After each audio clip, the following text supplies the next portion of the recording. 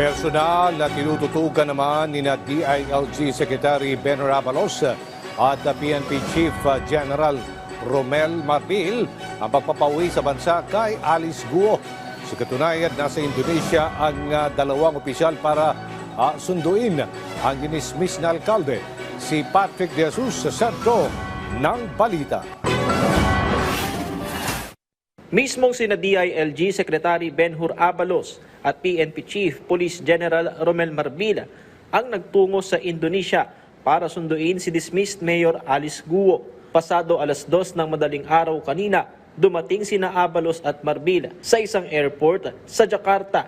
Ayon sa Indonesian Embassy, una nang nakipag-ugnayan ang dalawang opisyal patungkol sa kanilang pagpunta sa Indonesia para magkaroon ng pulong sa pagpapabalik kay Guo sa Pilipinas.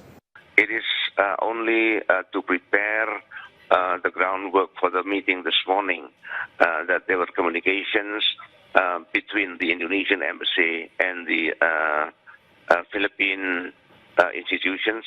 Noong Martes, natunton ng Indonesian Police si Guo sa isang hotel sa Banten Province, Indonesia. Nakatakda umanong makabalik sa Pilipinas ngayong araw si Guo, lula ng isang chartered flight kasama nina Abalos at Marbil. Wala namang impormasyon pa ang embahada ng Indonesia ukol sa mga ulat sa Indonesian media na hinihiling na kapalit ng kanilang gobyerno ang wanted doon sa kasong drug smuggling na si Gregor Johan Haas. Noong Mayo na aresto si Haas sa Bogos, Cebu ng mga operatiba ng Bureau of Immigration.